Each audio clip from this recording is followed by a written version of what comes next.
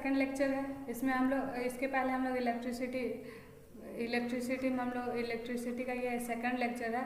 और इसमें हम लोग फर्स्ट लेक्चर में क्या क्या देखे थे देख लेते हैं। फर्स्ट लेक्चर में हम लोग तो पहले डिफिनीशन देखे थे, इलेक्ट्रिसिटी को डिफाइन किया था हमने। फिर क्या था हमारा चार्ज था, चार्ज देखे थे। फिर हम लोग क्या देखे थे, स्टैटिक एंड करंट इलेक्ट्रिसिटी में डिफरेंस देखे थे। करंट इलेक्ट्रिसिटी में डिफरेंस देखे थे, इलेक्ट्रिसिटी में डिफरेंस देखे थे। फिर हम लोग क्या देखे थे, फिर हम लोग आए थे चार्ज देखे थे, व्हाट इज चार्ज, यूनिट देखा था हम लोगों ने, यूनिट क्या था, कूलम था। फिर हम लोग फिफ्थ पे हम लोग क्या देखे थे, वोल्टेज देखे थे, वोल्टेज और पोटेंशियल डिफरेंस। पोटेंशियल डिफरेंस क्या होता है, पोटेंशियल डिफरेंस की यूनिट वोल्ट, पोटेंशियल डिफरेंस की यूनिट वोल्ट होती है, ये हम लोगों ने देखा था। फिर हम लोगों ने क्या देखा था फ्रेंड्स, करंट देखा था, करंट देखे थे। करंट में हम लोग क्या देखे थे, करंट में हम लोग क्या देखे थे, एसी और डीसी में डिफरेंस देखे थे। फिर हम लोग एसी एंड डीसी करंट देखे थे डिफरेंस, ठीक। और बहुत सी चीज़ें देखे थे हम लोग। फिर अब आज हम लोग नया टॉपिक यूज कर देखते हैं। तो नया टॉपिक में आज हम लोग क्या क्या देखेंगे फ्रेंड्स।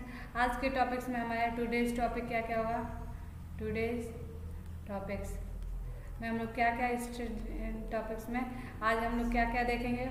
आज हमारा पहला टॉपिक होगा इलेक्ट्रिकल सर्किट, इलेक्ट्रिक सर्किट बोल सकते हैं, इलेक्ट्रिक सर्किट देखेंगे क्या होता है, कैसे होता है, ये सारी चीज़ें। फिर हम लोग देखेंगे क्या कि रेजिस्टेंस क्या होता है, क्या होता है रेजिस्टेंस। फिर आएंगे हम लोग कैपेसिटेंस पे, कैपेसिटेंस देखेंगे। फिर हम लोग आएंगे इंडक्टेंस पे, इंडक्टेंस पे। फिर हम लोग देखेंगे फ्रेंड्स फैक्टर्स, फैक्टर्स देखेंगे हम लोग। फिर क्या देखेंगे हम लोग, factors on which resistance depend, resistance depend करता है जो। फिर हम लोग आएंगे किस पे, ओम्स लॉ पे। फ्रेंड्स आज हम लोग ओम्स लॉ और V I and V I graph तक देखेंगे, वी आई ग्राफ तक। यहाँ तक आज हम लोग इस लेक्चर में कंटिन्यू करेंगे।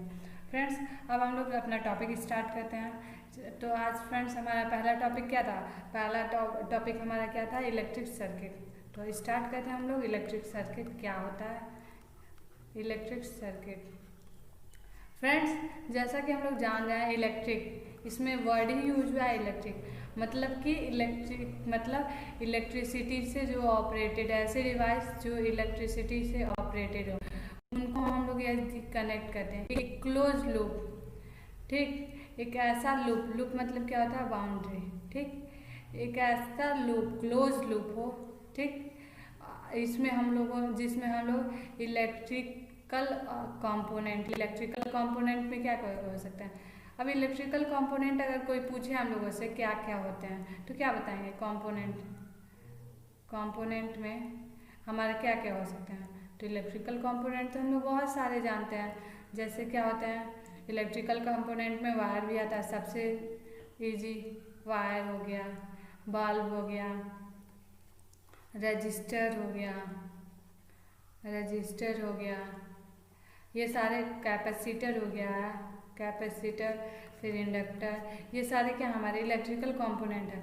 तो इलेक्ट्रिक सर्किट हम लोग डिफाइन अगर करेंगे तो एक ऐसा क्लोज लूप, या फिर बोल सकते हैं एक ऐसा रास्ता, पाथ, जिससे हम लोग क्या करते हैं, इलेक्ट्रिक सर्किट को, इलेक्ट्रिक करंट को, करंट तो अभी हम लोग पढ़े हैं क्या होता है इलेक्ट्रिक करंट, तो इलेक्ट्रिक करंट को जो ट्रांसमिट करे, एक ऐसा पाथ जो इलेक्ट्रिक करंट को ट्रांसमिट करे, वही क्या होता है हमारा, क्या होता है, इलेक्ट्रिक सर्किट होता है। अब फ्रेंड्स सपोज दैट ये हमारा बल्ब है और इसमें हम लोग ये वायर से, एक ऐसा वायर है और अगर हम यहाँ पे स्विच लगा दें, सपोज दैट यहाँ पे स्विच है, ठीक, और ये ऐसे हम लोग कनेक्ट किए हैं। तो फ्रेंड्स यहाँ पे और बैटरी भी हो, सपोज दैट, क्योंकि बैटरी नहीं रहेगा तो पावर सप्लाई नहीं होगा, तब तक कहाँ इलेक्ट्रिसिटी आएगी।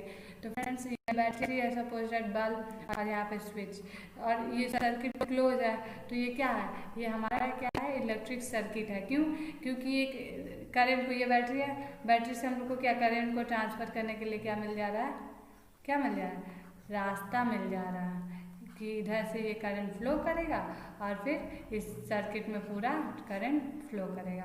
तो फ्रेंड्स बोल सकते हैं closed loop in which electric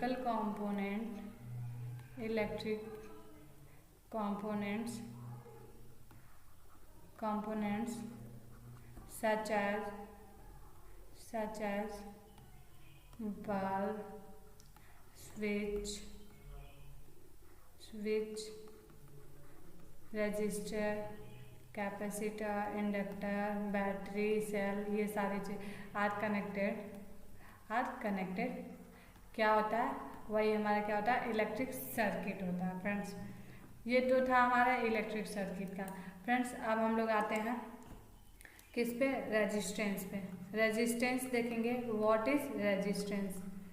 friends physics को हम लोग को बहुत ज़रूरी है इमेजिनेशन करना, क्योंकि हम लोग जानते हैं, हम लोग क्या इलेक्ट्रिसिटी पढ़ रहे हैं और स्टार्टिंग में ही बोले थे हम लोग क्या स्टडी ऑफ चार्ज होता है। तो चार्ज को हम लोग देख भी नहीं सकते हैं तो इमेजिन ही कर सकते हैं, तो जितना अच्छा इमेजिनेशन होगा उतना ही बेटर होगा हम लोग के लिए। तो फ्रेंड्स इमेजिन कीजिए अब चार्ज को क्या होगा। अब ये एक सर्किट है सपोज दैट, इसमें हमारा ये हमारी बैटरी लगी है, सपोज दैट ये हमारा रजिस्टर है, ये सिंबल है रजिस्टर का, ऐसे हम लोग रजिस्टर आर को डिनोट करते हैं। ठीक, ये हमारा रजिस्टर ऐसे डिनोट करते हैं। ठीक, तो फ्रेंड्स ये है, अब करंट फ्लो करेगा हमारा। ठीक, तो फ्रेंड्स अच्छा बताइए रजिस्टर क्या होगा। ये रजिस्टेंस हम लोग कह रहे हैं ना, लेकिन ये क्या है, रजिस्टर है हमारा।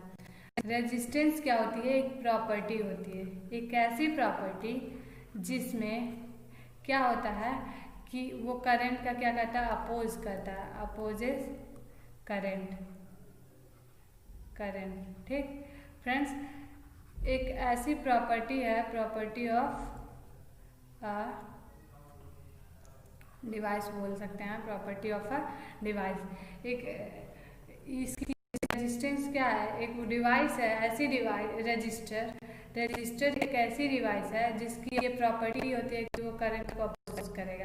अब इसमें सपोज दैट ये करंट फ्लो करे तो ये क्या करेगा, इसका अपोज करेगा, मतलब अपने थ्रू फ्लो नहीं करने जाएगा। इधर से जितनी आसानी से ये करंट फ्लो कर रहा था यहाँ पे, वो यहाँ से इतनी आसानी से फ्लो नहीं करेगा, रुकावट पैदा करेगा। अपोज मतलब क्या, रुकावट पैदा करेगा, इसको जाने नहीं देगा।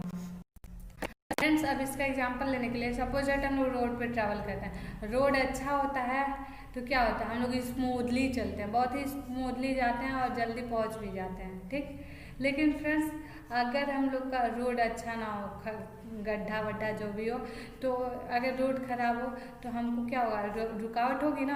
अगर मान लीजिए हम लोग रोड से जाते हैं तो इसके लिए रुकावट होगी। तो ये इसी तरह से ये रेजिस्टेंस क्या कहता है, हमारा करंट जो इलेक्ट्रिक सर्किट है, इसमें जो करंट हमारे यहाँ पे ये रास्ता अगर अच्छा था तो ये करंट बहुत आसानी से इसमें फ्लो कर रहा था। लेकिन यही जब ये रास्ता में क्या कहता है, यही बोलते हैं खराब रास्ता बोल सकता है कि ये क्या है, इतना दूर यही खराब रास्ता है, ये इसको क्या करेगा, आसानी से फ्लो होने नहीं देगा। इससे क्या होगा, इसको देरी भी हो सकती है। लेकिन फ्रेंड्स एक चीज़ याद रखेंगे, रेजिस्टेंस क्या कहता है, करंट का अपोज जरूर करता है, लेकिन करंट की जो मैग्नीट्यूड होती है, करंट अगर मान लीजिए यहाँ से 5 एम्पियर का करंट जा रहा था तो ये 5 ही एम्पियर का यहाँ से जाएगा, ना कि 2 एम्पियर हो जाएगा। करंट का लॉस नहीं कराता, हमेशा क्या करवाता है, अपोज करता है। रेजिस्टेंस वोल्टेज का लॉस कराएगा, लेकिन तो वोल्टेज का लॉस कराता है, लेकिन तो करंट का कभी लॉस नहीं कराता है। ठीक है, क्या होगा, करंट कभी लॉस नहीं होगा, याद रखिए फ्रेंड्स, करंट हमारा कभी लॉस नहीं होगा, वोल्टेज का लॉस होगा। लेकिन करंट अगर हमारा 5 एम्पियर फ्लो कर रहा है किसी रजिस्टर से, तो हमेशा क्या होगा, 5 ही एम्पियर फ्लो करेगा, ना कि 3 एम्पियर या 2 एम्पियर हो सकता है। फ्रेंड्स ये तो था हमारा रजिस्टर। अब इसमें देखिए फ्रेंड्स, सिंबल की बात करें, सिंबल तो सिंबल हम बताए हैं ऐसे बना देते हैं सर्किट में आर। ठीक, अगर हम लोग इसको डिनोट करने की बात करें तो आर से ही डिनोट करते हैं। यूनिट की बात करें तो ओम होता है। अगर यूनिट की बात करें हम तो क्या होगा, ओम होगा। फिर अब क्या, ये रजिस्टर हमेशा अपोज करने के लिए हम लोग लगाते हैं, याद रखेंगे। हमेशा क्या सर्किट में अपोज करते हैं। फ्रेंड्स एक चीज़ और, जो डिवाइस होता है उसको हम लोग रजिस्टर बोलते हैं। अक्सर हम लोग रजिस्टर और रेजिस्टेंस में कंफ्यूज हो जाते हैं। रजिस्टर होता है, और जो प्रॉपर्टी होती है, प्रॉपर्टी जिस प्रॉपर्टी के कारण रजिस्टर अपोज करता है उसको हम लोग रेजिस्टेंस बोलते हैं, रेजिस्टेंस बोलते हैं। फ्रेंड्स ये तो था हमारा रेजिस्टेंस का। यूनिट याद रखेंगे, यूनिट ओम होता है, आर से डिनोट करते हैं, ये इसका सिंबल है। और ये हमारा रजिस्टर वो डिवाइस है जो अपोज करने के लिए हम लोग करंट का अपोज करने के लिए लगाते हैं, और रेजिस्टेंस हमारी प्रॉपर्टी है। फ्रेंड्स ये तो था हमारा क्या, रेजिस्टेंस। अब आता है टॉपिक क्या, कैपेसिटेंस पे। कैपेसिटेंस पे फ्रेंड्स जैसे रेजिस्टेंस हमारी प्रॉपर्टी होती है, वैसे ही कैपेसिटेंस क्या है, प्रॉपर्टी है। प्रॉपर्टी है ये प्रॉपर्टी, ये ऐसी प्रॉपर्टी, ये इसको इस तरह से डिनोट करते हैं। ये हमारा क्या है, कैपेसिटर है, कैपेसिटर है। इस पे पॉजिटिव चार्ज, ये एक ऐसी प्रॉपर्टी है, ये उस डिवाइस की बोल सकते हैं, कोई ऐसा डिवाइस उसकी प्रॉपर्टी होती है कि ये जब अगर सपोज डेट मान लीजिए यहाँ पे बैटरी लगाएं, ठीक, सॉरी सेल है, ठीक, यहाँ पे सेल लगाएं, अगर यहाँ पे हम लोग कैपेसिटर लगा दें, ठीक, तो ये कैपेसिटर लगाने पे जब ये करंट फ्लो करेगा तो ये क्या करेगा, कैपेसिटर चार्ज के फॉर्म में स्टोर कर लेता है। क्या करेगा, ये जो करंट यहाँ से फ्लो करेगा उसको क्या करेगा, चार्ज के फॉर्म में स्टोर कर लेगा। और अगर हम लोग सपोज दैट इस बैटरी को फिर कुछ टाइम बाद हटा देते हैं तो जब ये कैपेसिटर चार्ज हो जाएगा तो ये फिर करंट फ्लो कराने लगता है, ठीक। तो फ्रेंड्स याद रखेंगे, कैपेसिटर क्या करता है, अपोज नहीं करता, ये क्या करता है, करंट को स्टोर करता है। किसके फॉर्म में, करंट को स्टोर करता है।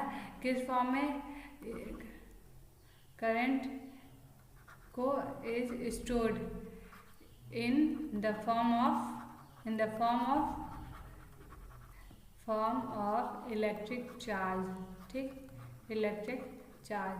फ्रेंड्स कैपेसिटर क्या करेगा, चार्ज के फॉर्म में स्टोर कर लेता है। फ्रेंड्स याद रखेंगे, कैपेसिटर हमारा लॉस नहीं कराता है, रजिस्टर जो है वो हमारा लॉस कराता है। तो कभी भी कई बार हम लोग कन्फ्यूज हो जाता है, कैपेसिटर लगा दिए तो लॉस होगा नहीं होगा, तो लॉस नहीं होता है। कैपेसिटर क्या करेगा, वो हमारा स्टोर कर लेगा, और फिर अगर बैटरी हम लोग रिमूव करते हैं तो उस वक्त वो करंट प्रोवाइड करता है। फ्रेंड्स इसका सिंबल तो हम लोग देखे ही हैं, ये हमारा है, ये हमारा कैपेसिटर का सिंबल है। एक पॉजिटिव चार्ज होता है, एक नेगेटिव चार्ज होता है। और फ्रेंड्स इसको डिनोट करने के लिए सी से हम लोग डिनोट करते हैं, जिसकी यूनिट क्या होती है, फैरेड होती है। फ्रेंड्स याद रखेंगे, इसकी यूनिट, कैपेसिटर की यूनिट क्या होती है, फैरेड होती है। ये तो था हमारे कैपेसिटर। फ्रेंड्स अब आते हैं हम लोग इंडक्टर पे। इंडक्टर क्या होता है, इंडक्टर भी हमारा इंडक्टर क्या है, ये डिवाइस है। और इंडक्टेंस अगर बोलते हैं तो ये क्या है, प्रॉपर्टी है। इंडक्टेंस अगर बोलते हैं तो प्रॉपर्टी है, और इंडक्टर बोलते हैं तो ये डिवाइस होगा। ये प्रॉपर्टी और ये डिवाइस, ये एक ऐसी डिवाइस, अगर हम लोग इंडक्टर बोले तो एक ऐसी डिवाइस जिसको लगाने से सर्किट में क्या होगा, सॉरी ये तो कैपेसिटर है, ऐसे इसको ऐसे डिनोट करते हैं, एल से डिनोट करते हैं इंडक्टर को। और ये इस तरह से क्या होता है, एक वायर को अगर हम लोग गोल गोल घुमा दें सपोज दैट, तो वो क्या हो जाएगा, वो हमारा इंडक्टर बन जाएगा। फ्रेंड्स ये क्या करता है, हमारा जो भी, अगर इसको हम लोग सपोज दैट यहाँ से एक बैटरी लगा के कनेक्ट किए हैं, तो इसमें जो करंट फ्लो करेगा वो क्या करेगा, ये इसके थ्रू फ्लो जो करेगा वो मैग्नेटिक फील्ड, ये क्या करेगा, हम बताए थे कि करंट जब फ्लो करता है तो मैग्नेटिक फील्ड बनाता है। तो ये इंडक्टर क्या करेगा, स्टोर करेगा एनर्जी को, स्टोर्स एनर्जी। इंडक्टर को एल से डिनोट करते हैं, तो L stores energy in the form of electrical sorry magnetic field, in the form of magnetic field, magnetic flux बोल सकते हैं, मैग्नेटिक फ्लक्स के फॉर्म में क्या करता है, स्टोर करता है एनर्जी को। फ्रेंड्स इसकी यूनिट हमारी हेनरी होती है, हेनरी होती है, यूनिट क्या होती है, हेनरी होती है, यूनिट हेनरी होती है। फ्रेंड्स ये तो था हमारा इंडक्टेंस। अब हम लोग इसके बाद कौन सी टॉपिक बात करने वाले थे, इसके बाद से हमारा क्या टॉपिक था, इसके बाद था फैक्टर्स, कौन कौन से फैक्टर्स हैं जिस पे हमारा रेजिस्टेंस डिपेंड करता है। तो फैक्टर्स ऑन विच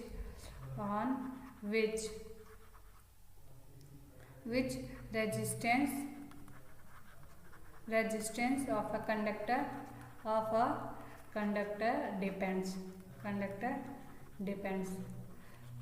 कौन कौन से फैक्टर्स हैं, मतलब कि क्या क्या ऐसा है जिससे के कारण रेजिस्टेंस बढ़ेगा घटेगा, क्या होगा, उस पर क्या इफेक्ट पड़ेगा, वो सारी चीज़ें हम लोग देखेंगे।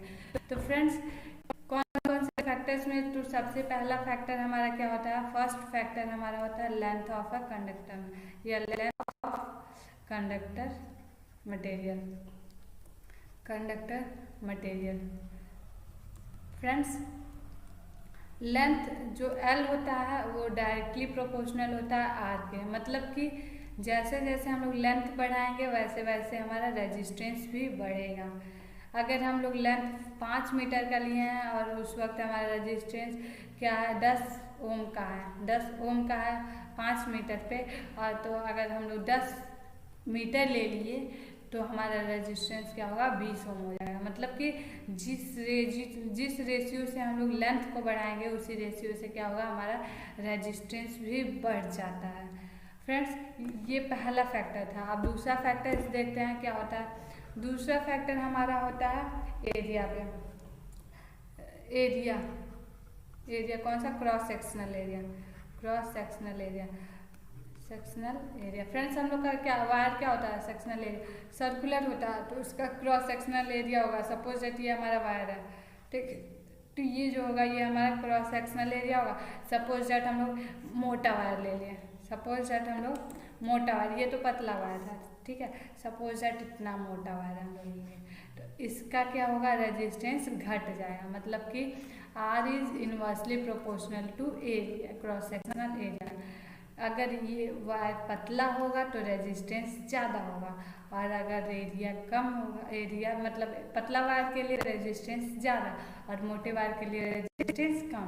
मतलब कि जितना ज़्यादा क्रॉस सेक्शनल एरिया रहेगा रेजिस्टेंस उतना ही कम रहेगा। अगर क्रॉस सेक्शनल एरिया को हम लोग बढ़ाएंगे तो रेजिस्टेंस घट जाएगा, और अगर एरिया को घटाएंगे तो रेजिस्टेंस क्या होगा, बढ़ जाएगा। ये था हमारा दूसरा फैक्टर। अब फ्रेंड्स आ जाते हैं तीसरे फैक्टर पे। तीसरा फैक्टर क्या होता है, नेचर ऑफ कंडक्टर मटेरियल, ठीक, nature of conductor material. Friends हम लोग अक्सर बात करते हैं suppose that material, suppose that class में हम लोग फिजिक्स और इंग्लिश पढ़ रहे हैं। फिजिक्स हमारा फेवरेट सब्जेक्ट है, लेकिन टीचर क्या जिस वे में पढ़ाते हैं हमें अच्छा नहीं लगता है, ठीक, सपोज अच्छा नहीं लगता है, ये उनका नेचर होता है। हम लोग बोल सकते हैं वो उनका नेचर सही नहीं है, हम लोग बोलते हैं नेचर नहीं सही है। और अगर इंग्लिश के टीचर हम लोग को अच्छी लगती हैं, मतलब उनका नेचर अच्छा है। तो वैसे ही फ्रेंड्स अगर हम लोग क्या करते हैं, फ्रेंड्स सॉरी इलेक्ट्रिक लिखे इंग्लिश, अगर ये क्या कोई भी सपोज कंडक्टर लिए हैं, कंडक्टर क्या हो सकता है, कंडक्टर तो हमारे बहुत से होते हैं, गोल्ड हो गया, सिल्वर हो गया, कॉपर हो गया, एल्युमिनियम हो गया। तो फ्रेंड्स सबकी कंडक्टिविटी अलग अलग होती है, अलग अलग कंडक्टिविटी होती है। फ्रेंड्स गोल्ड क्या होता है, बहुत आसानी से करंट को फ्लो करवाता है, ये इसका नेचर है। मतलब कि कॉपर हमारा क्या होता है, हाईली कंडक्टिव होता है। कंडक्टिव मतलब कि उसके अंदर से सपोज दैट ये कॉपर का स्ट्रिप है और हम लोग लगाएं तो इसके मतलब अंदर से करंट इतना आसानी से फ्लो करेगा कि मतलब हम लोग कह सकते हैं कि इसमें बहुत आसानी से फ्लो कर रहा है। लेकिन अगर सपोज दैट वहीं पर हम लोग कोई और लगा दें जिसकी कंडक्टिविटी या फिर कंडक्टेंस कम होता है, तो उसको क्या करेंगे हम लोग, वो हमारा उसका नेचर क्या होगा, खराब होगा कंडक्टेंस के लिए। तो ये नेचर पे भी मतलब कौन से नेचर का है, नेचर ऑफ कंडक्टर मटेरियल भी डिपेंड करता है, ये भी एक फैक्टर है। तो हम लोग ज़्यादातर इसीलिए कॉपर का वायर यूज़ करते हैं, हम अगर घर को अच्छा बनाना है तो इसलिए हम लोग कॉपर यूज़ करते हैं। तो फ्रेंड्स ये 3 फैक्टर्स थे। पहला हमारा था R is directly proportional to L, दूसरा था हमारा R is inversely proportional to cross sectional area, और तीसरा था हमारा nature of conductor material, nature of conductor material, conductor material. Friends अब इसके बाद से हम लोग एक चीज़ देखेंगे। अब ये दोनों इक्वेशन को हम लोग अगर इक्वेट करें तो हमको क्या मिलेगा, R is directly proportional to L by A. और जब हम लोग प्रोपोर्शनैलिटी कांस्टेंट हटाते हैं तो एक आता है हमारा क्या, कांस्टेंट ऑफ प्रोपोर्शनैलिटी, जिसको बोलते हैं रो L बाई ए। अब ये रो क्या है, ये रो हमारा क्या है, ये रो हमारा है रेजिस्टिविटी। रेजिस्टिविटी क्या होता है फ्रेंड्स, इसको भी देख लेते हैं। What is resistivity, resistivity friends ये अभी हम लोग बोल रहे हैं ना प्रोपोर्शनैलिटी कांस्टेंट है, तो प्रोपोर्शनैलिटी कांस्टेंट है। कांस्टेंट का मतलब प्रोपोर्शनैलिटी कांस्टेंट है, क्या है, कांस्टेंट है। फ्रेंड्स नाम में ही कांस्टेंट आ रहा है, मतलब कि ये कांस्टेंट रहने वाला है। तो मतलब कांस्टेंट रहने वाला, अगर कॉपर के लिए क्या होगा, अगर कॉपर के लिए जो भी होगा एक समय पे वो रेजिस्टिविटी वही रहेगी, मतलब कि चेंज नहीं होगा। ऐसा नहीं है कि कुछ टाइम के लिए लगा रहा तो कुछ और होगा, कुछ टाइम के बाद कुछ और होगा। एक कांस्टेंट है जो हमेशा बना रहेगा। तो फ्रेंड्स इसको अगर हम लोग निकालें उस फॉर्मूले से R is equals to rho L by A, तो क्या हो जाएगा, rho is equals to R A upon L। तो इसकी यूनिट क्या हो जाएगी, R की ओम और एरिया की मीटर स्क्वायर अपॉन लेंथ की मीटर, तो मीटर से मीटर कैंसिल आउट हो गया। अब ये क्या होगा, ओम मीटर। तो फ्रेंड्स रेजिस्टिविटी रो से डिनोट करते हैं, इसकी यूनिट होती है ओम मीटर, और ये क्या है, प्रोपोर्शनैलिटी कांस्टेंट है, मतलब कि हमेशा से सेम रहेगा, ये हमारा चेंज होने वाला नहीं है। एक मटेरियल के लिए अगर है जो कुछ भी, तो वो उसी के लिए, कॉपर के लिए कुछ और होगा, एल्यूमिनियम के लिए कुछ और होगा, गोल्ड के लिए कुछ और होगा, कॉपर के लिए क्या होगा, कुछ और होगा, एल्यूमिनियम के लिए कुछ और होगा, गोल्ड के लिए कुछ और होगा। लेकिन फ्रेंड्स ऐसा नहीं है कि अगर हम 5 मीटर का यूज़ किए हैं तो कुछ और ऐसे क्या होता है, सेम रहेगा। ठीक, एक टाइम पे हमेशा हमारा ये सेम होगा। तो फ्रेंड्स इसकी यूनिट होती है ओम मीटर, और इसके बारे में बाकी सब चीज़ तो देख लिए। एक चीज़ और फ्रेंड्स, ये जो रेजिस्टिविटी होता है हमारा कंडक्टर्स के लिए, मेटल के लिए ज़्यादा होगा। जितना ज़्यादा रेजिस्टिविटी होगी फॉर कंडक्टर्स, हमारा रेजिस्टिविटी कितना होता है, 10 to the power -8 ohm metre से 10 to the power -6 ohm metre. Friends देख लीजिए हमारा रेजिस्टिविटी पावर किस में है, निगेटिव है, मतलब कि बहुत कम होगा। और अगर हम लोग रबड़ की बात करें, रबड़ क्या होता है, फॉर रबड़ अगर बात करें, या फिर इंसुलेटर बोल सकते हैं, फॉर इंसुलेटर। रबड़ क्या होता है, हमारा इंसुलेटर होता है। तो इंसुलेटर वगैरह के लिए तो उसकी जो रेजिस्टिविटी होती है वो होती है हमारा 10 to the power 12 ohm metre से लेकर के 10 to the power 17 ohm metre तक की होती है। फ्रेंड्स देखिए कितना डिफरेंस है। इसीलिए हम लोग कहते हैं जितनी ज़्यादा क्या होगी रेजिस्टिविटी, फ्रेंड्स रेजिस्टिविटी जितनी ज़्यादा होगी, इसकी रेजिस्टिविटी क्या है, बहुत ज़्यादा। तो जितनी ज़्यादा रेजिस्टिविटी होगी वो क्या होगा, उसकी कंडक्टिविटी उतना ही कम होगी, मतलब कि वो क्या करेगा, करंट को फ्लो नहीं होने देगा। और जितनी कम रेजिस्टिविटी होगी वो आसानी से करंट फ्लो हो जाएगा। फ्रेंड्स ये तो था हमारा फैक्टर्स पे। अब हम लोग नेक्स्ट टॉपिक पे आते हैं। नेक्स्ट टॉपिक हमारा क्या था, नेक्स्ट टॉपिक हमारा था क्या, Ohm's law. Friends Ohm's law, Ohm's law हम लोग बहुत सुने हैं। ठीक, ओम्स लॉ क्या कहता है कि अगर हम लोग एक लाइन में बोले तो V is directly proportional to I कह सकते हैं। मतलब कि अगर कोई सपोज दैट कंडक्टर लिए हैं, कंडक्टर मेटालिक स्ट्रिप है, ठीक, तो यहाँ पे क्या होगा, जो पोटेंशियल डिफरेंस होगा पोटेंशियल डिफरेंस ही तो हमारा वोल्टेज था। पोटेंशियल डिफरेंस जो होगा वो किस पे डिपेंड करेगा, इसमें जो करंट है वो फ्लो करती है जो वही। अगर हम लोग डेफिनेशन देखें तो it states that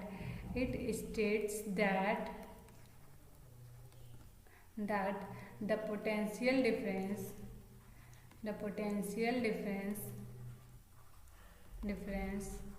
across the two ends of a conductor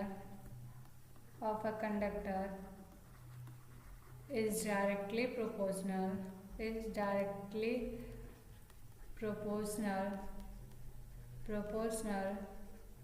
to the current flowing through it।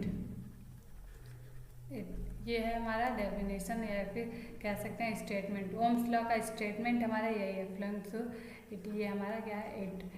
Friends मतलब कि अगर ये सपोज स्ट्रिप है या फिर स्ट्रिप क्या होगा, कंडक्टर है, तो इस कंडक्टर का जो पोटेंशियल डिफरेंस होगा वो किस पे डिपेंड करेगा, वो डिपेंड करेगा इसमें जो करंट है। मतलब जितना करंट फ्लो करेगा जिस रेशियो में, उसी रेशियो में क्या होगा, हमारा क्या होगा, वोल्टेज भी इंक्रीज करेगा। ठीक, उसी रेशियो में अगर हम 5 एम्पियर का करंट फ्लो करा रहे हैं और उसमें उस वक्त हम 5 एम्पियर का करंट फ्लो हो रहा है और 10 वोल्ट है हमारा वोल्टेज, तो अगर वोल्टेज हम लोग करंट को कम करते हैं 2.5 एम्पियर कर देते हैं तो हमारा वोल्टेज क्या होगा 5 वोल्ट हो जाएगा। फ्रेंड्स यही हमारा ओम्स लॉ एक स्टेटमेंट में बोलते हैं तो डायरेक्टली हम लोग बोल देते हैं V is directly proportional to I. यही है हमारा ओम्स लॉ। ये बहुत जगह, अब फ्रेंड्स ये प्रोपोर्शनलिटी कांस्टेंट इसको भी देख लेते हैं। अब ओम्स लॉ से ही हमारा आया क्या, V is directly proportional to I था। फ्रेंड्स अब इसी से हम लोग प्रोपोर्शनलिटी कांस्टेंट हटाते हैं तो हो जाता है V is equals to I R. अब ये आर क्या है, वही रेजिस्टेंस है। आज जो हम लोग रेजिस्टेंस पढ़े थे वही रेजिस्टेंस है। ठीक, अब फ्रेंड्स ये हम लोग याद रखेंगे, ये फॉर्मूला हम लोग को आगे न्यूमेरिकल में बहुत काम देगा। फ्रेंड्स अब आ जाते हैं वी आई ग्राफ पे। वी आई ग्राफ क्या है फ्रेंड्स, बस ग्राफ से ही हम लोग जानते हैं एक्स एक्सिस और वाई एक्सिस पे जब डिनोट करते हैं, ग्राफ क्या होता है, 2 एक्सिस पे डिनोट करते हैं, एक पे एक्स एक्सिस है और ये वाई एक्सिस है। एक्स पे हम लोग वोल्टेज को और वाई पे करंट को डिनोट करते हैं। तो फ्रेंड्स जैसे जैसे हम लोग वोल्टेज को, अगर हम लोग को ये लीनियर मिलता है, सपोज दैट हम लोग को यहाँ पे वोल्टेज 5 10 15 मान लीजिए रेटिंग कर लिए। ठीक, यहाँ पे मान लीजिए है 1 2 3। ठीक, तो यहाँ पे अगर एक वोल्ट पे 5 एम्पियर का करंट है तो 2 वोल्ट पे अगर 10 वोल्ट एम्पियर हो गया, फिर वैसे ही 3 वोल्ट पे 15 एम्पियर। तो फ्रेंड्स ये देखिए एक लीनियर जा रहा है, मतलब ये वी आई ग्राफ का जो ये लाइन है अगर लीनियर जाता है तो वही क्या होता है, हम ओम्स लॉ को फॉलो कर रहा है। अगर सपोज दैट ये वी आई ग्राफ बना रहे हैं हम लोग, ये हमारा वोल्टेज है, ये करंट है। ठीक, अगर ये हमारा ऐसे हो गया या ऐसे हो गया तो ये क्या है, हमारा गलत है, क्योंकि हमारा हमेशा क्या है, लीनियर होना चाहिए। लीनियर होगा तभी हमारा ओम्स लॉ को फॉलो होगा। फ्रेंड्स ये था हमारा क्या, वी आई ग्राफ। फ्रेंड्स तो आज हम लोग क्या क्या देखें, आज हम लोग देखे हैं electric circuit, resistance, capacitance, inductance, फिर फैक्टर्स देखे हैं और फिर भी ओम्स लॉ देखे हैं और फिर वी आई ग्राफ देखे हैं। फ्रेंड्स याद रखेंगे, कोई भी कंफ्यूजन हो तो प्लीज़ कमेंट सेक्शन में अपना क्वेश्चन को पूछ सकते हैं, हम रिप्लाई ज़रूर करेंगे। और आई होप आप लोग को समझ में आ रहा होगा। इस लेक्चर में इतना ही रहने देते हैं। अब इसके बाद से हम लोग ये जो 2-3 फार्मूले देखें इस पे बेस्ड न्यूमेरिकल्स को सॉल्व करेंगे, फिर उसके बाद आएंगे हीटिंग इफेक्ट पे। तो फ्रेंड्स आज के लेक्चर में इतना ही। Thank you so much.